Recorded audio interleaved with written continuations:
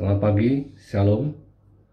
Berikut akan saya sampaikan pokok-pokok warta gereja Minggu 27 Juni 2021. Ucapan selamat datang. Majelis Gereja GKJ Pamulang mengucapkan selamat bergabung dan beribadah kepada segenap warga gereja dan tamu yang mengikuti ibadah di kanal YouTube GKJ Pamulang. Kasih Kristus mempersatukan kita. Peneguhan pernikahan dan pemberkatan perkawinan gerejawi. Peneguhan pernikahan dan pemberkatan perkawinan gerejawi atas nama Saudari Vivi Dian Kristianti, wilayah Pamulang Permai 1, dengan Saudara Erik Octavianus Singal, Gereja Santo Matius Penginjil, akan dilaksanakan pada hari Sabtu 3 Juli 2021 pada pukul 7.00 WIB bertempat di Gereja Santo Matius Penginjil Bintaro. Mohon perhatian dan dukungan segenap warga gereja.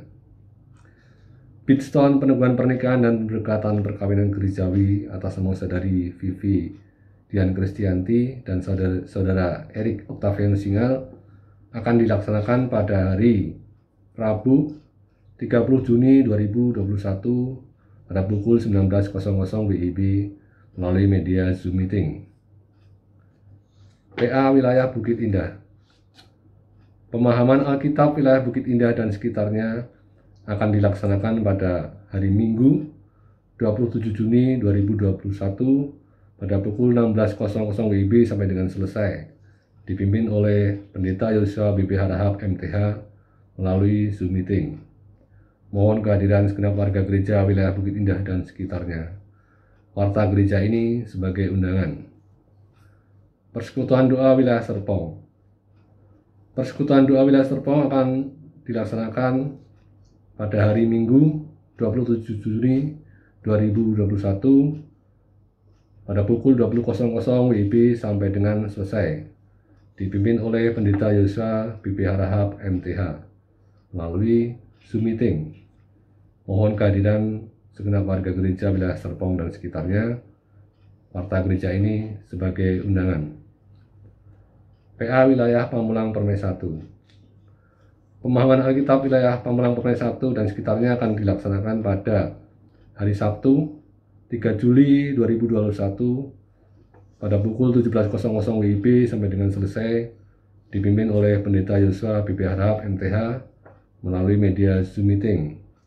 Mohon kehadiran segenap warga gereja wilayah Pamulang Permai 1 dan sekitarnya.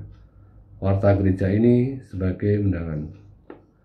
Warga gereja yang ulang tahun. Majelis dan segenap warga gereja GKJ Pamulang mengucapkan selamat ulang tahun kepada saudara-saudara yang berulang tahun. Tuhan Yesus yang Maha Kasih kiranya memberikan panjang umur dan damai sejahtera senantiasa. Nama-nama warga gereja yang berulang tahun dapat dilihat pada warta gereja minggu ini. Untuk mengetahui berita-berita secara lengkap yang ada di GKJ Pamulang, kami persilahkan untuk membaca warta gereja yang telah tersedia. Pengkhotbah firman Tuhan pada kebaktian minggu ini akan dilayankan oleh Pendeta Yosua BB Harahap MTH. Tuhan Yesus memberkati. Untuk memulai kebaktian minggu ini, kami mengundang jemaat untuk menyanyikan PKJ 13. Kita masuk rumahnya. Kita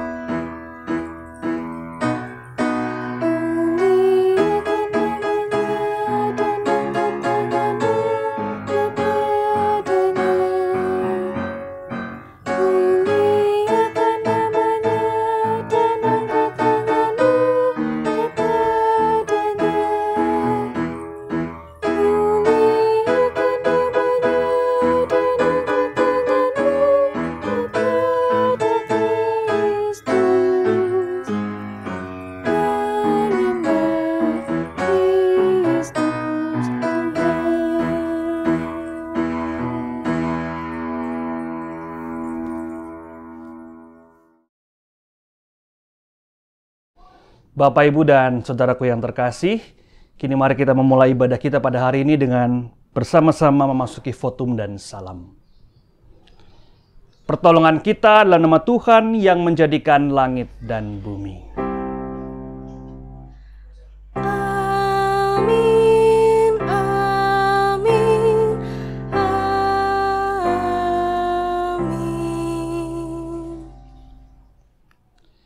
Kasih karunia dan damai sejahtera dari Allah Bapa kita dalam Kristus Yesus dengan perantaraan Roh Kudus menyertai saudara sekalian.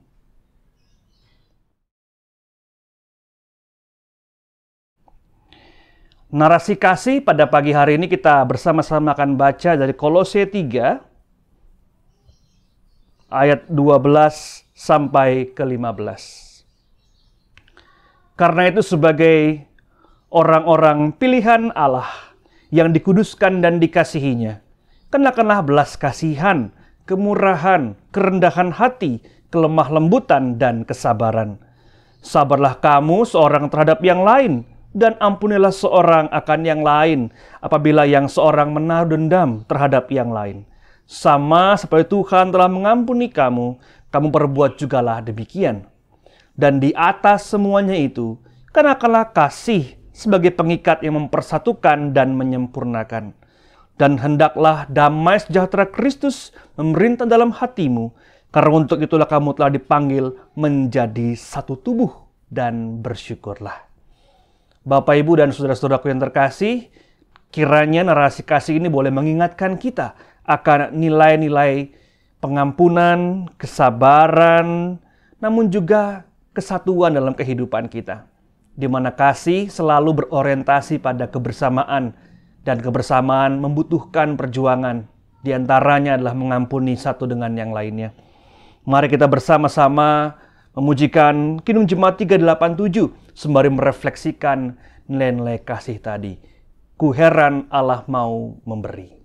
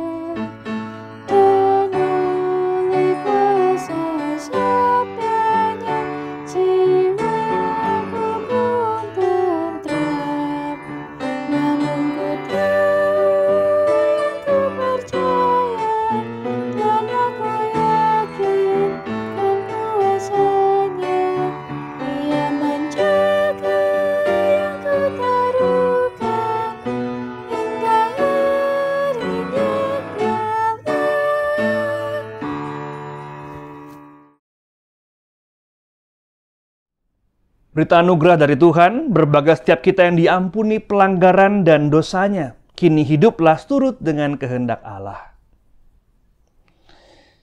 2 Tesalonika 2 ayat 16-17.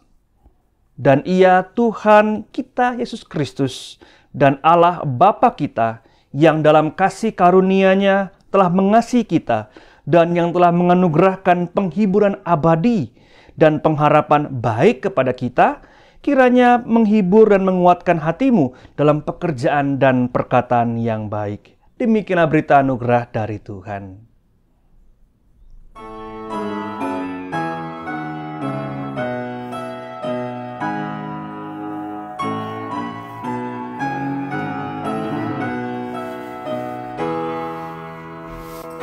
Diberi belas kasihan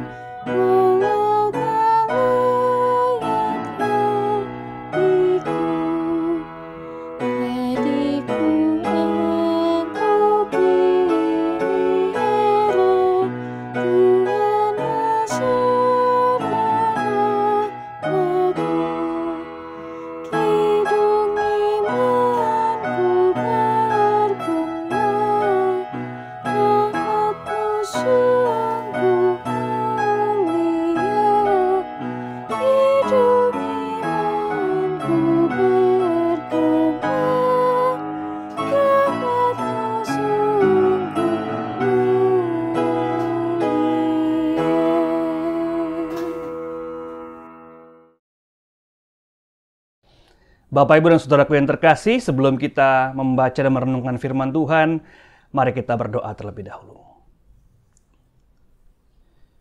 Ya Allah, kiranya Roh Kudus boleh tinggal diam dalam hati kami, memberikan kepada kami pencerahan, mata iman yang memungkinkan kami memahami apa yang hendak Engkau sampaikan kepada setiap kami.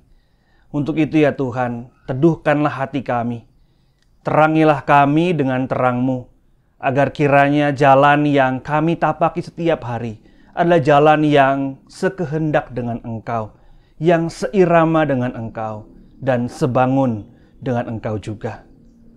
Ya Allah, Sang Sumber kehidupan, berkatilah kami, tuntunlah kami pada hari ini, agar apa yang kami baca boleh terejawantah dengan nyata dalam kehidupan kami sehari-hari. Amin. Pembacaan Injil dari Injil Markus pasal yang kelima ayat ke-21 hingga ayat ke-43. Markus 5 ayat 21 hingga 43. Inilah Injil Kristus menurut Markus. Sudah Yesus menyeberang lagi dengan perahu, orang banyak berbondong-bondong datang, lalu mengerumuni Dia, sedang Ia berada di tepi danau. Datanglah seorang kepala rumah ibadat yang bernama Yairus. Ketika ia melihat Yesus, tersungkurlah ia di depan kakinya dan mohon dengan sangat kepadanya, "Anakku perempuan sedang sakit, hampir mati. Datanglah kiranya dan letakkanlah tanganmu atasnya, supaya selamat dan tetap hidup." Lalu pergilah Yesus dengan orang itu. Orang banyak berbondong-bondong mengikuti Dia dan berdesak-desakan di dekatnya. Adalah di situ seorang perempuan yang sudah 12 tahun lamanya menderita pendarahan. Ia telah berulang-ulang diobati oleh berbagai tabib, sehingga telah dihabiskannya semua yang ada padanya. Namun sama sekali tidak ada faedahnya, malah sebaliknya, keadaannya makin memburuk. Dia sudah mendengar berita-berita tentang Yesus. Maka di tengah-tengah orang banyak itu yang mendekati Yesus dari belakang dan menjamah jubahnya. Sebab katanya, "Asal ku jamah saja jubahnya, aku akan sembuh." Seketika itu juga berhentilah pendarahannya dan ia merasa bahwa badannya sudah sembuh dari penyakitnya. Pada ketika itu juga Yesus mengetahui bahwa ada tenaga yang keluar dari dirinya. Lalu berpaling di tengah orang banyak yang bertanya, "Siapa yang menjamah jubahku?" Murid-muridnya menjawab, "Engkau melihat bagaimana orang-orang ini berdesak-desakan dekatmu, dan engkau bertanya, siapa yang menjamah aku?" Lalu memandang sekelilingnya untuk melihat siapa yang telah melakukan hal itu. Perempuan itu yang menjadi takut dan gemetar ketika mengetahui apa yang telah terjadi atas dirinya, tampil dan tersungkur di depan Yesus, dan dengan tulus memberitahukan segala sesuatu kepadanya. Maka tanya kepada perempuan itu, "Hai anakku, imanmu telah menyelamatkan engkau. Pergilah dengan selamat dan sembuhlah dari penyakitmu." Ketika Yesus masih berbicara, datanglah orang dari keluarga kepala rumah ibadat itu dan berkata, "Anakmu sudah mati. Apa perlunya lagi engkau menyusahkan guru?" Tapi Yesus tidak menghiraukan perkataan mereka dan berkata kepada kepala rumah ibadat itu, "Jangan takut, percaya saja." Lalu Yesus tidak memperbolehkan seorang pun ikut serta, kecuali Petrus, Yakobus, dan Yohanes, saudara Yakobus. Mereka tiba di rumah kepala rumah ibadat, dan di sana dilihatnya orang-orang ribut, menangis dan meratap dengan suara nyaring. Sudah ia masuk dan ia berkata kepada orang-orang itu, "Mengapa kamu ribut dan menangis? Anaknya tidak mati, tetapi tidur." Tapi mereka menertawakan dia. Mereka diusirnya semua orang itu. Lalu dibawanya ayah dan ibu anak itu. Dan mereka bersama-sama dengan dia masuk ke kamar itu. Lalu dipegangnya tangan anaknya. Katanya, "Talita kum." Yang berarti, "Hai anak, aku berkata kepadamu, bangunlah." Seketika itu juga anak itu bangkit, berdiri dan berjalan. Sebab umurnya sudah 12 tahun. Semua orang yang hadir sangat takjub. Dengan sangat ia berpesan kepada mereka, supaya jangan seorang pun mengetahui hal itu. Lalu menyuruh mereka memberi anak itu makan. Demikian bacaan firman Tuhan yang berbahagia mereka mendengarkan dan memelihara dalam kehidupan sehari-hari. Haleluya. Haleluya, haleluya, haleluya.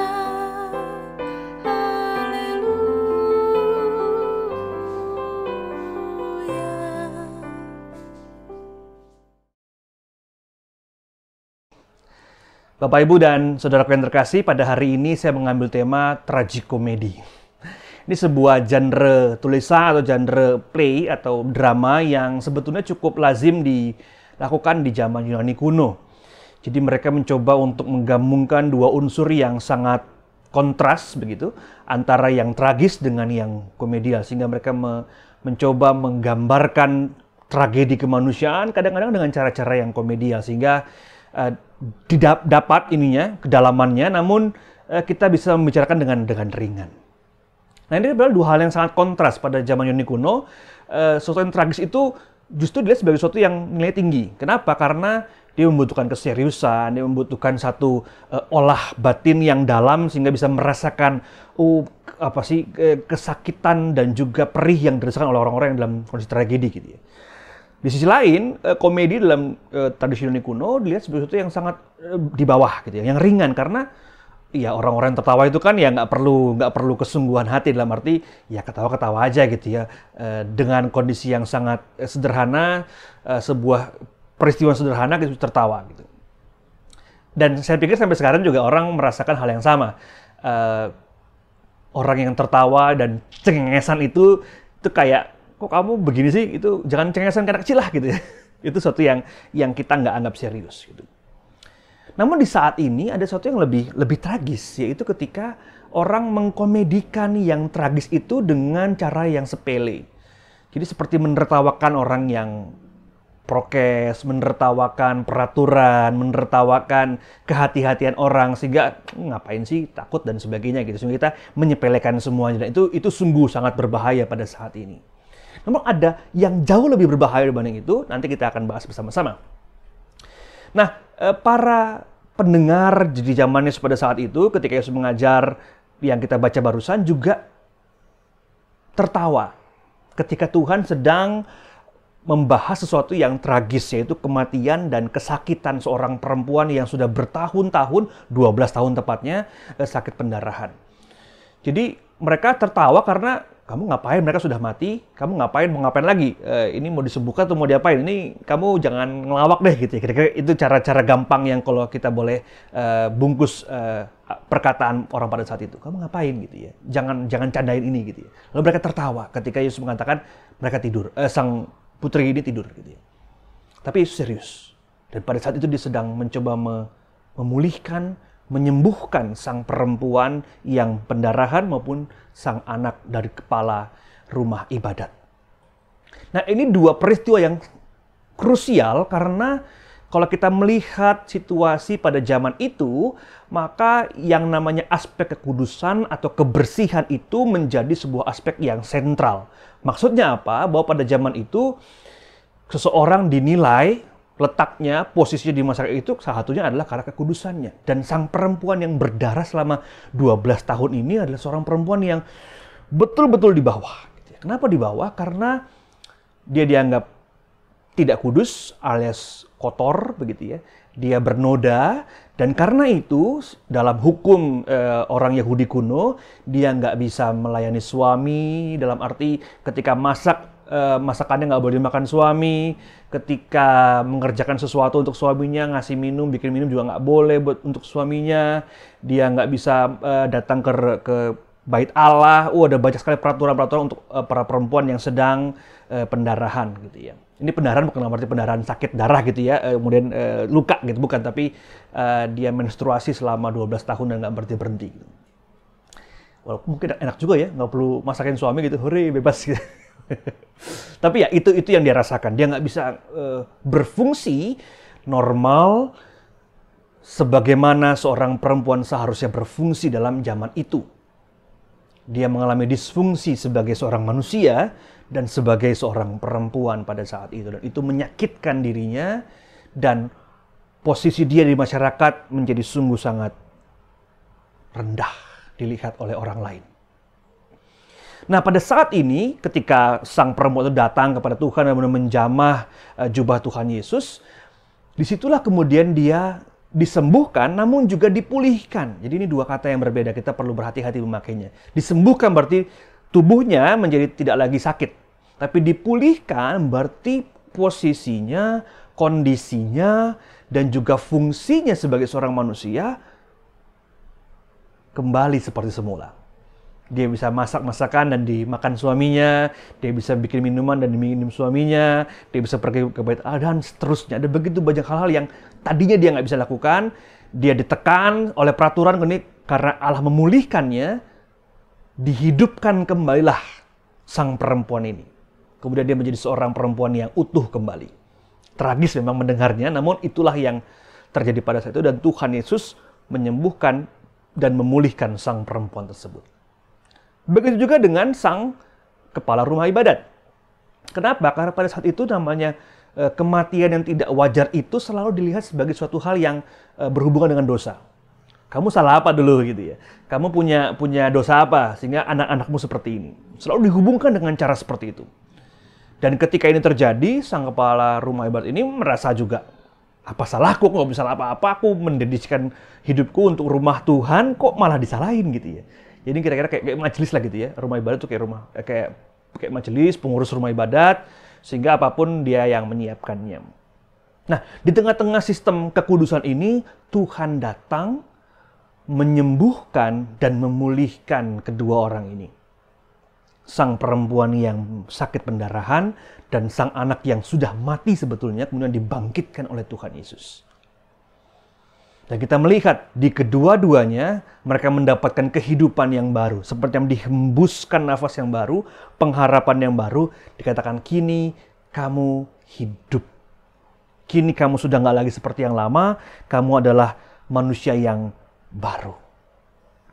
Nah Bapak Ibu dan Saudaraku yang terkasih, pada titik ini kita melihat bahwa pemulihan yang Tuhan bawa itu adalah seperti sebuah tanaman yang bisa bertumbuh di tengah-tengah sebuah situasi yang kering, kerontang, dan penuh dengan kekerasan. Dalam arti bahwa di tengah-tengah situasi yang sulit, bahkan mungkin hostile begitu ya, melawan dirinya, gitu ya, tidak aman, Tuhan datang dan memberikan sebuah kehidupan yang baru. Dan itu berarti pemulihan menjadi sebuah pekerjaan Tuhan yang holistik atau menyeluruh. Dia bukan sekedar bicara ragawi, namun dia bicara mengenai kehidupan bersama. Nah, ketika ini kita baca dengan cara demikian bahwa ini bukan soal iman dan sembuh doang gitu ya, tapi juga iman dan pemulihan secara utuh, maka kita bisa melihat betapa banyaknya orang-orang yang dengan sangat mudah begitu ya. Kalau saya boleh pakai kata ini serampangan, ini mungkin agak keras tapi mohon maaf gitu ya.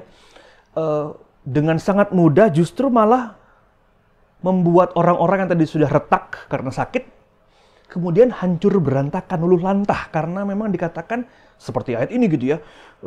Sampai pada kesimpulan keliru, kamu nggak sembuh karena imanmu lemah. Wah, gitu ya. Dan firman Tuhan hari ini membuktikannya, menjadi bukti dari imanmu yang lemah itu. Lihat dong, sang perempuan ini 12 tahun sakit, menyentuh jubah Tuhan Yesus, sembuh gitu ya. Lihat dong, sang kepala rumah ibadat ini, dia datang kepada Tuhan Yesus, minta bahkan yang sudah mati pun dibangkitkan.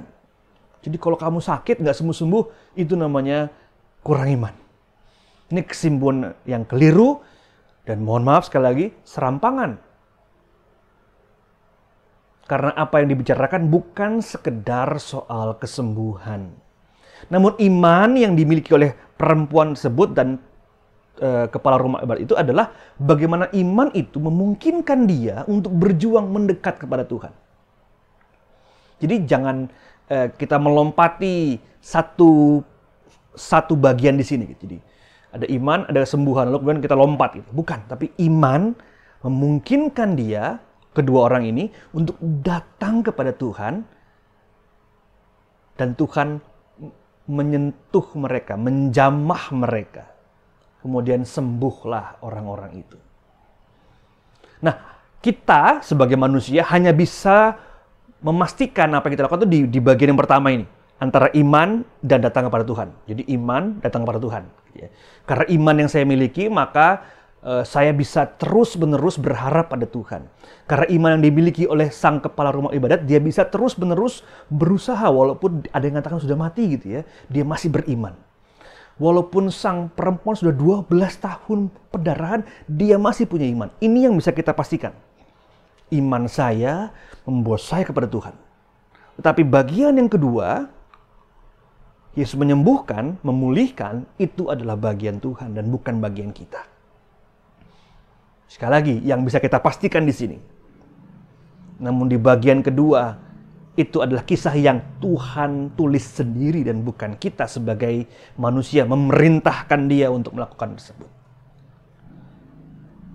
Nah, Bapak Ibu dan saudaraku yang terkasih, kisah perempuan yang menjamah jubah Yesus dan maupun kisah kepala rumah ibadat yang dibangkitkan kembali anaknya itu bicara mengenai keteguhan iman di masa-masa yang penuh dengan ketragisan pada saat ini.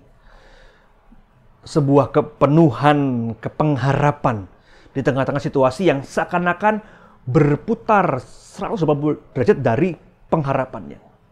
Dan bukankah itu namanya pengharapan? Ketika orang mengatakan nggak bisa, kita mengatakan saya masih punya pengharapan. Saya akan terus berjalan. Ketika orang sudah mengatakan di telinga kepala rumah ibadat itu mengatakan anakmu sudah mati, namun di dalam hatinya dia masih punya pengharapan kepada Tuhan. Itulah namanya pengharapan. Itulah iman yang digerakkan oleh pengharapan. Kita percaya dan kita digerakkan oleh pengharapan kita dan Tuhan mengatakan imanmu menyelamatkanmu. Jadi itu bagian pertama gitu kan. Imanmu menyelamatkanmu. Kalau kita baca kembali Alkitab kita, hei anakku, imanmu menyelamatkanmu. Baru kemudian disembuhkan gitu.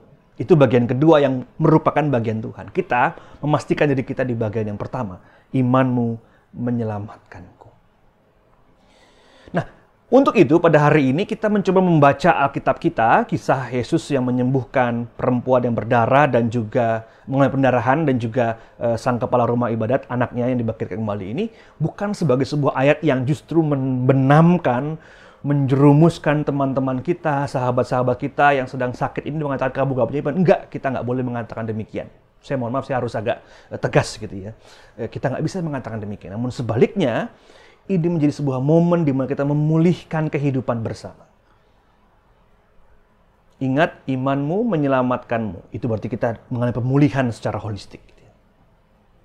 Dan bukankah di saat seperti ini kita semakin dekat dengan Tuhan, kita semakin menghayati, menghargai yang namanya relasi bersama dengan orang-orang yang kita cintai.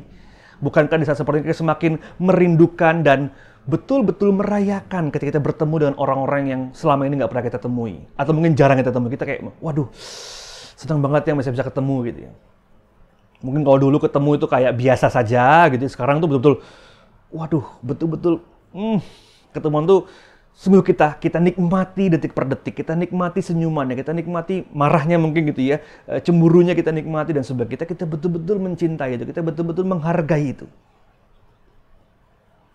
Justru di saat ini kita dipulihkan sebagai manusia dan sebagai sesama ciptaan Tuhan. Karena memang tujuan utamanya bukan kesembuhan fisik belaka. Allah menyentuh ciptaannya untuk membawa pemulihan pada level-level yang berbeda sebetulnya. Ada roh, ada jiwa, emosi, bahkan relasi kita dengan orang-orang dekat kita. Mungkin yang tadinya jarang mengatakan I love you, aku sayang kamu, aku rindu kamu, sekarang mungkin cukup sering begitu ya. Terutama ketika kita sudah melihat, kok sahabat kita, saudara kita sekarang sedang sakit ya, nggak bisa kita kunjungi. Semakin terasa bagaimana kita merindukan masa-masa itu. Tragis memang, karena kita menghargai justru ketika kita sudah dipisahkan ruangan dan virus. Tragis. Tapi ya itulah manusia. Kita belajar justru begitu banyak ketika kita jatuh dan mengalami kesulitan dalam kehidupan kita. Nah, Bapak yang terkasih dan saudaraku semua, kiranya bacaan hari ini tidak membuat kita menjadi umat Kristen yang justru tadi ya, meremukkan teman-teman kita yang sedang retak, sahabat-sahabat kita retak. Justru nggak seperti itu yang sedang kita inginkan gitu ya. Kita nggak menginginkan menjadi manusia dan umat Kristen yang justru menjatuhkan lebih jatuh lagi gitu. Jadi bukan sekedar mengkomedikan sesuatu yang tragis, namun juga mentragiskan sesuatu yang tragis itu udah ya membuatnya menjadi hancur banget gitu ya. Justru jangan gitu. Kita justru menjadi orang-orang yang beriman, datang kepada Tuhan, dan imanmu menyelamatkan engkau. Kita dipulihkan. Karena namanya pemulihan dan selamat itu sebetulnya dua hal yang cukup identik begitu. Karena dua-duanya bicara mengenai alignment atau sesuatu yang dibuat jadi segaris kembali. Gitu. Disegariskan kembali. Yang tadinya mencong, satu kanan, satu kiri, kemudian pemulihan itu kayak, kita sekarang segaris kembali. Kita sepaham kembali. Kita sekolam kembali. Gitu ya. Kita serute kembali sekarang. Dan itulah pemulihan. Dan itu jugalah keselamatan. Yang tadinya berbelok arah, kini di alignment, disejajarkan, disegariskan oleh Allah. Kita hidup di dalam garis yang sama, pengharapan yang sama, dan cinta, kasih, dan iman yang sama. Dan itulah pemulihan, yang rusak diperbaiki, yang jauh didekatkan, yang retak disatukan kembali, yang jatuh diangkat oleh Tuhan, yang takut dikuatkan, yang lemah ditegarkan kekuatannya oleh Tuhan. Dan justru itu yang kita butuhkan pada saat ini. Tuhan, kuatkan kami. Tuhan, pulihkan kami. Bukan sekedar dari virus, namun juga dari kehidupan yang seringkali membebani kita. Perseteruan, perbedaan yang meruncing, kata-kata yang kasar, kata-kata yang tak bermakna, kadang-kadang sekedar lip service, dan sebagainya. Pulihkanlah kami ya Tuhan. Dan di saat seperti ini, kita menggaungkan kembali kata-kata Tuhan Yesus kepada gadis yang kecil itu. Talitakum, hai gadis yang kecil, bangkitlah. Yang tadinya mati, hanya sekedar terkujur gitu ya. Kini bisa bangkit dan hidup kembali. Itu berarti kita menghidupi kembali, merayakan kembali yang tadinya hilang dalam kehidupan kita. Kita menghargai secara lebih mendalam apa yang tadinya sekedar sesuatu yang tidak kita nilai. Waktu, kesempatan, kesehatan.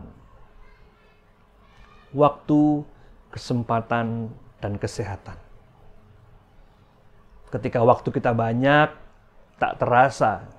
Tapi ketika waktu terasa sungguh sangat sedikit, kita hendak menjejalkan semua pengalaman dan masa-masa indah di dalam satu waktu itu.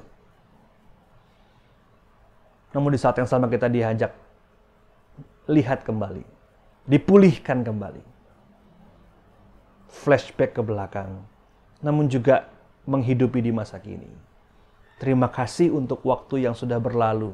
Kini aku hendak menghidupi di waktu kini bersama dengan orang-orang yang kucintai ini. Di dalam keluarga, bersama dengan sahabat, orang-orang dekat kita. Kita dipulihkan kehidupan kita. Nah Bapak Ibu dan saudara-saudaraku semua, pada hari ini kisah mengenai pemulihan dan kesembuhan yang Tuhan berikan kepada dua orang, yaitu perempuan yang sakit pendarahan maupun sang gadis yang dibangkitkan Tuhan Yesus, kiranya tidak kita baca dengan kacamata yang sempit. Kita melompati sebuah proses, kemudian dengan sangat mudah kita mengatakan iman sama dengan sembuh.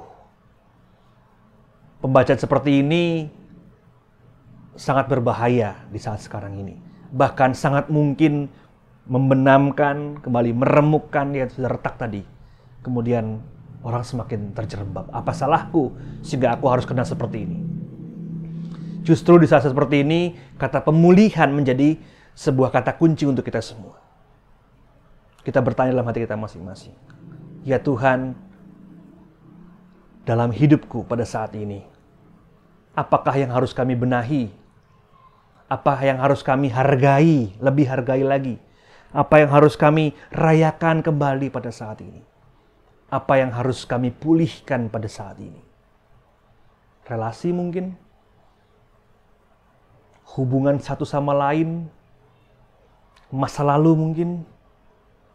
Namun juga visi kita untuk masa depan perlu dipulihkan bersama-sama. Untuk itu di hari ini, dalam sebuah tema tragikomedi, kita mencoba mengucap syukur di tengah-tengah hidup yang tragis, yang sedih, yang jatuh pada saat ini. Bukan untuk menyepelekan, menyederhanakan, menggampangke gitu kalau orang Jawa gitu ya. Bukan. Namun untuk terus merasakan sukacita Tuhan dalam kehidupan kita. Terus merasakan pengharapan yang didorong oleh kepercayaan bahwa Tuhan bersama-sama dengan kita. Dan kepada sahabat-sahabatku yang sedang bergumul dengan kesehatan, Tuhan bersama-sama dengan engkau.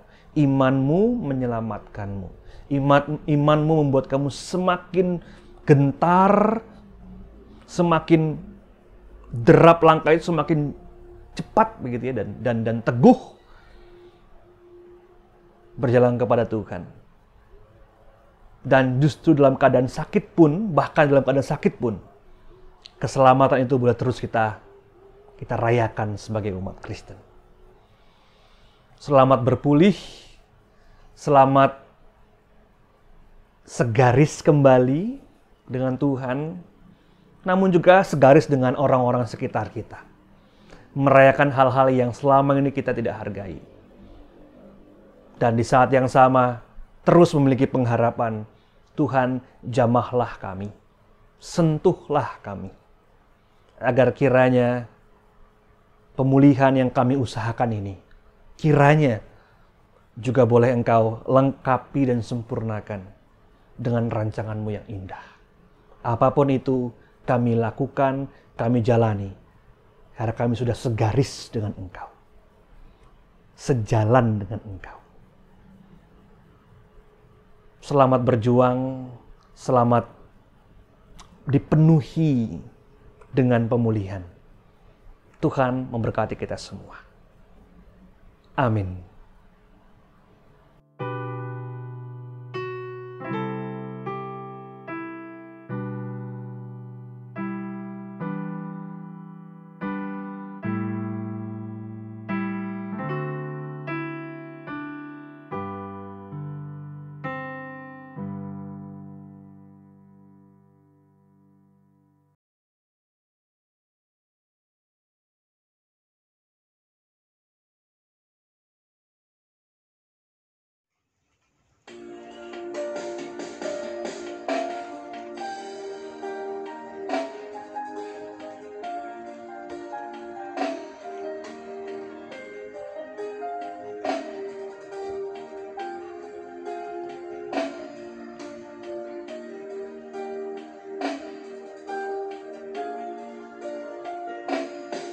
Berliku-liku kehidupan ini, jalan mana yang harus ku lalui? Rintangan dan cobaan selalu membayangi, bila ku ingin datang padamu.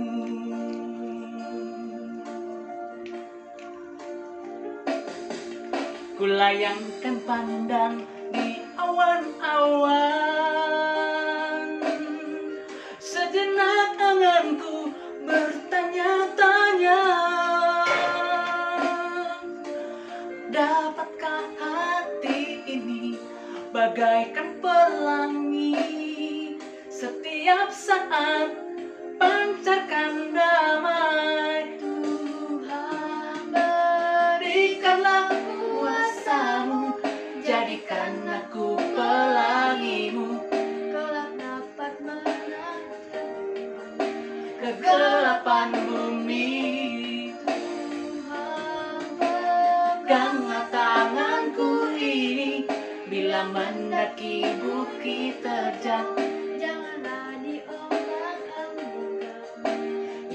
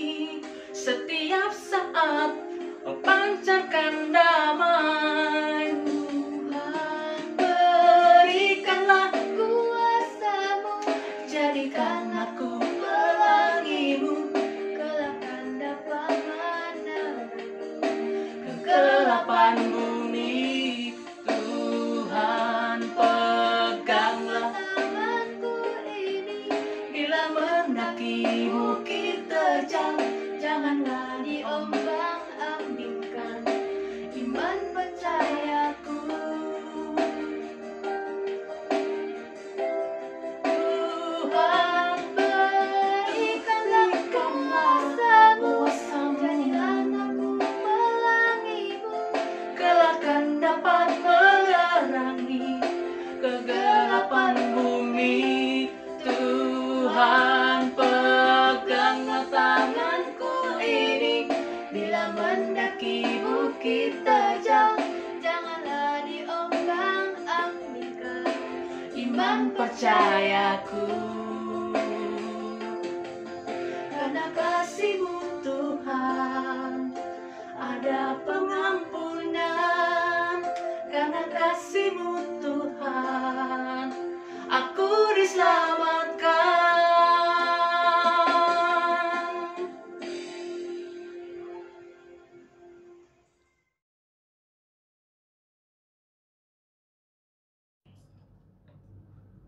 Bersama-sama dengan umat Allah di berbagai tempat dan abad, kita bersama-sama memperbarui iman dengan mengikrarkan pengakuan iman rasuli demikian. Aku percaya kepada Allah Bapa yang Maha Kuasa, Khalik langit dan bumi, dan kepada Yesus Kristus, anaknya yang tunggal Tuhan kita, yang dikandung dari Roh Kudus, lahir dari anak darah Maria, yang menderita di bawah pemerintahan Pontius Pilatus, disalibkan, mati dan dikuburkan, turun ke dalam kerajaan maut.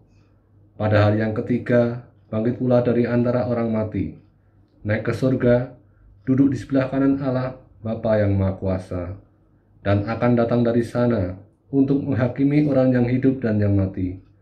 Aku percaya kepada Roh Kudus, gereja yang kudus dan am, persekutuan orang kudus, pengampunan dosa, kebangkitan daging, dan hidup yang kekal.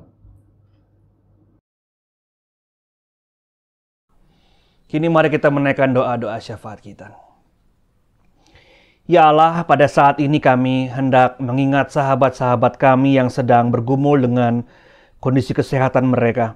Kami teringat dengan Ibu Jendela Tarigan, Saudari Anita, Bapak Endro Yuwono, Bapak Hananto Suryo, Ibu Rusdi Wiono, Ibu Sumet Subarto, Bapak Sarasto Eklas, Ibu Legiat Merjo, Bapak Sumarsono, Ibu Rosna Andini, Bapak Suyadi, Bapak Siswanto, Ibu Ignatius, Bapak Hendro Sugiarto, Pendeta Daniel Solihin dan Ibu Hartini Solihin, keluarga Bapak Anggoro Sulesro, Ibu Teresia Nurul dan Saudari Felicia Riso, Saudara Daniel Markus, Pendeta Adelia Yona Marta, keluarga Bapak Parian, Bapak Seno, keluarga Bapak Yovial Sitorus, Bapak Cornelius Adamunaji, Bapak Atut Dewanto, Ibu Anik Sri Karuniati, Bapak Sude Sudarmo, Bapak Triogo, Ibu Marliana Surbakti, Ibu Sulastri, Bapak Haryanto Setiobudi, Ibu Endah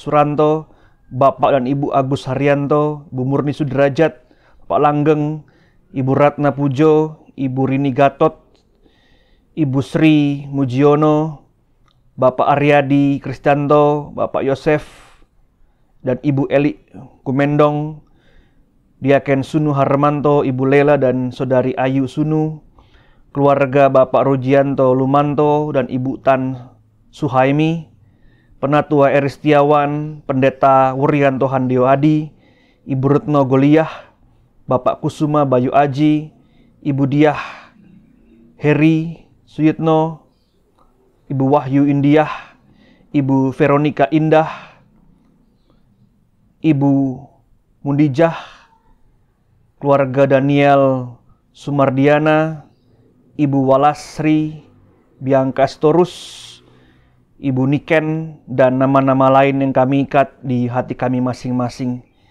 Ya Tuhan, pada saat ini kami bersama-sama hendak menaikkan doa-doa kami kepada sahabat-sahabat kami ini. Kami di tengah situasi yang tidak mudah, ketika ada begitu banyak sahabat-sahabat kami yang kami dengar dan kami doakan terus bersama-sama sedang bergumul dengan kondisi kesehatan mereka, terutama karena COVID-19.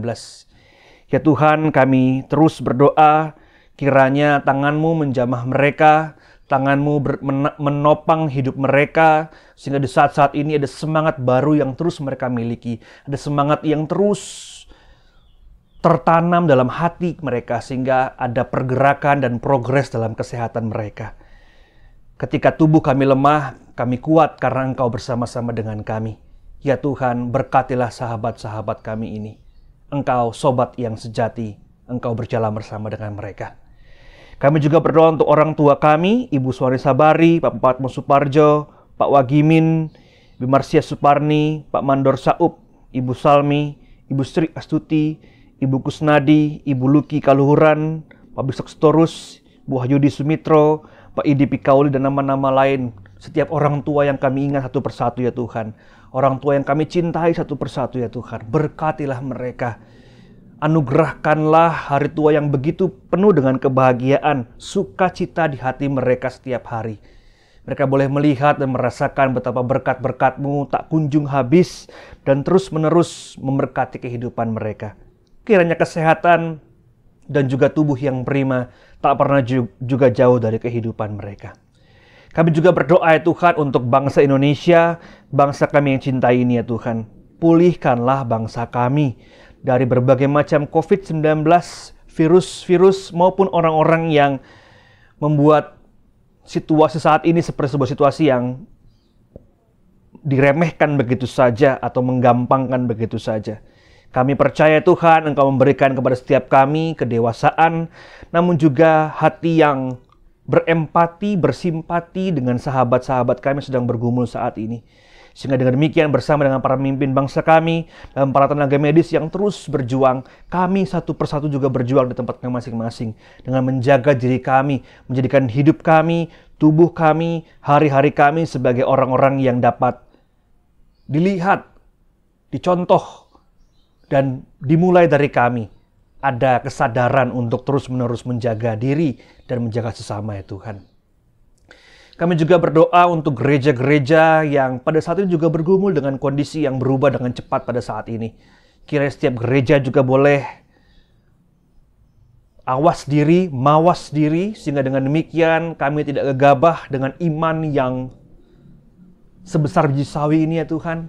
Namun kami menjadi gereja yang senantiasa mengingat bahwa kami adalah contoh teladan, dan dengan demikian kami boleh menjadikan diri kami, gereja kami, sebagai contoh bagi yang lain. Bahwa persekutuan di rumah menandakan bahwa Engkau hadir di rumah masing-masing. Engkau mendatangi kami di masing-masing rumah kami ya Tuhan. Itu membuat kami bersuka cita. Engkau tidak jauh, Engkau tidak pernah meninggalkan kami, Engkau tidak pernah absen, namun sebaliknya di saat pandemi ini Engkau justru hadir di depan kami, di rumah kami, di ruang tamu kami, di ruang beribadah kami masing-masing ya Tuhan. Engkau hadir di sana. Ya Tuhanlah doa-doa kami pada saat ini, ada begitu banyak doa-doa pribadi yang hendak kami haturkan kepada Engkau, termasuk anak-anak kami, pendidikan anak-anak kami ya Tuhan, pekerjaan anak-anak kami, ataupun pekerjaan setiap kami ya Tuhan. Pergumulan kami akan situasi di mana kami menimba ilmu maupun sedang mencoba mencari pekerjaan dan mencari sesuap nasi dan pendapatan ya Tuhan. Berkatilah setiap kami dengan pergumulan kami masing-masing. Engkau Allah yang bersama-sama dengan kami, Allah yang berjalan bersama dengan kami. Dan untuk itu ya Tuhan, kami tidak pernah ragu, kami tidak pernah merasa kekurangan atau bahkan merasa ditinggalkan. Namun sebaliknya, Engkau Allah yang setia. Terima kasih ya Tuhan. Dan kini ajarkanlah kami untuk senantiasa bersyukur dengan apa yang kami miliki. Mengucap syukur akan keluarga yang kami miliki, sahabat yang kami miliki, keluarga dan gereja yang kami miliki ya Tuhan, orang-orang dekat yang kami miliki. Kami bersyukur untuk semua itu.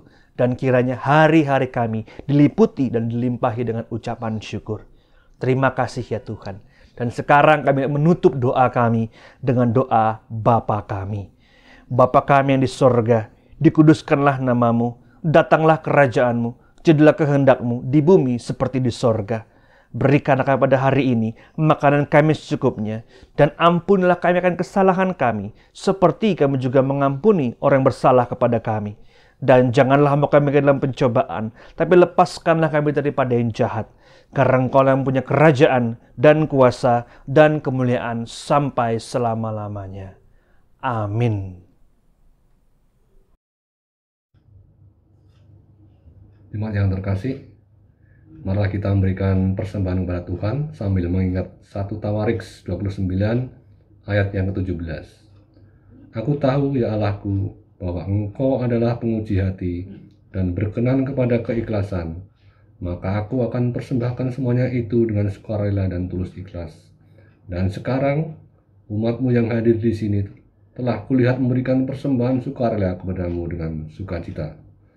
Kita akan persembahkan sambil diiringi nyanyian persembahan dari Kidung Jemaat 357.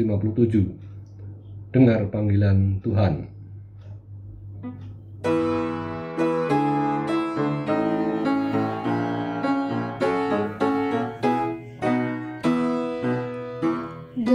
panggilan Tuhan, dan oleh kasih-Nya kau jadi anak Tuhan, pelayan umat-Nya.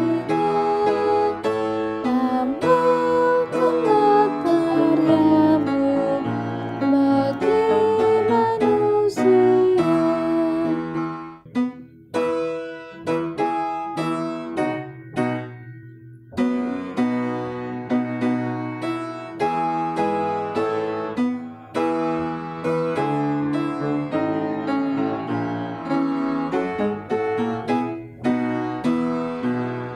bagi manusia. Percaya pada Tuhan, tangannya penuh mau, dan kasih anugerahnya tumpuan bagimu.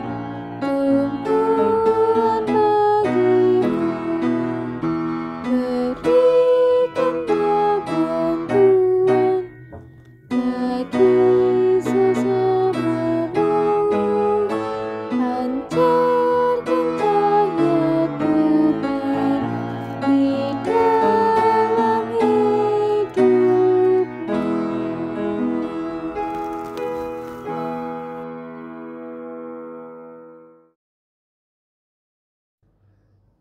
Mari kita aturkan persembahan ini ke dalam doa. Tuhan Allah Bapa Surgawi yang bertata di dalam kerajaan surga yang mulia, puji syukur atas segala karunia yang Kau limpahkan di dalam kehidupan kami setiap saat, setiap waktu. Sebagai ungkapan syukur dan terima kasih kami, kiranya Tuhan berkenan menerima persembahan kami yang kami haturkan dengan penuh rasa sukacita.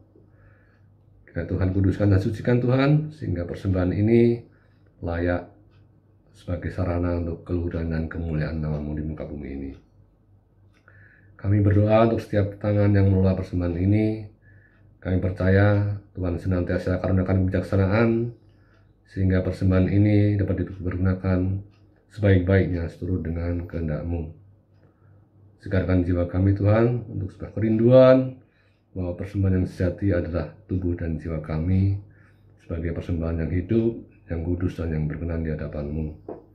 Inilah doa kami Tuhan, yang kami alaskan hanya di dalam satu nama, Tuhan kami, Yesus Kristus. Amin.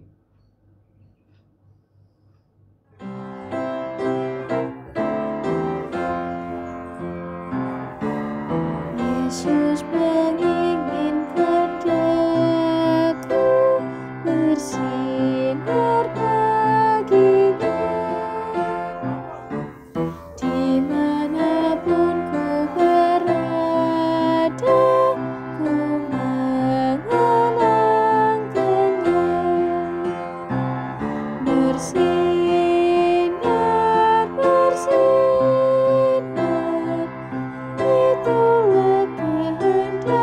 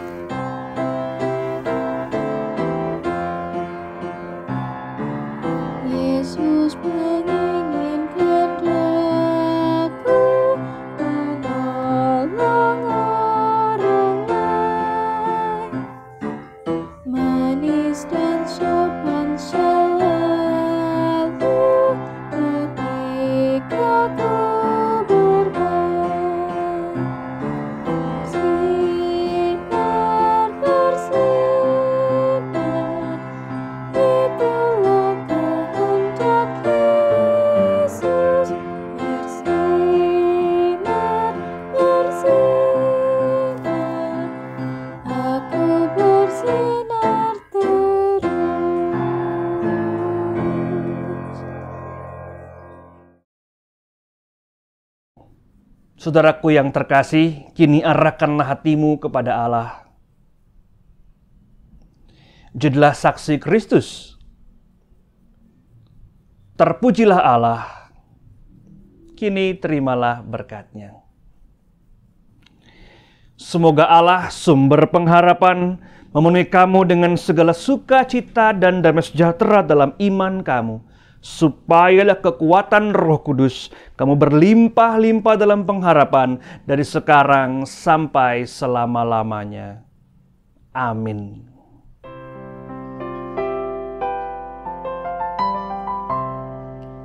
Haleluya, haleluya, haleluya, haleluya,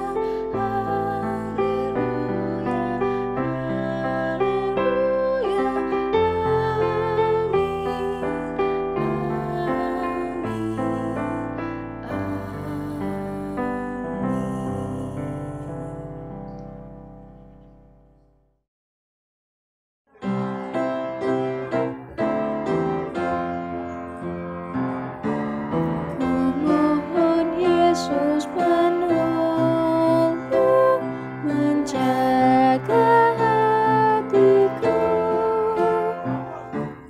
agar bersih dan bersinar meniru Tuhanku. Bersinar, bersinar, itulah kehendak Yesus. Bersinar, bersinar, aku bersinar terus.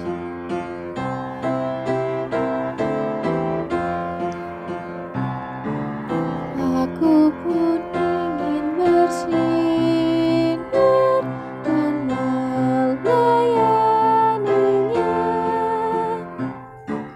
hingga di sorga ku hidup senang bersamanya.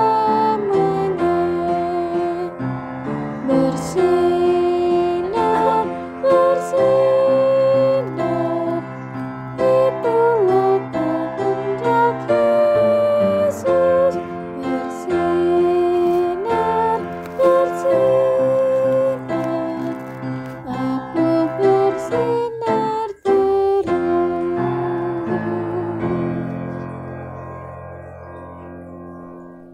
Bapak, Ibu, dan jemaat yang terkasih, selamat hari Minggu, selamat senantiasa merasakan dan merayakan mujizat Tuhan dalam kehidupan kita, dan kiranya pandemi tidak menghentikan langkah dan pengharapan kita. Tuhan memberkati kita semua. Amin.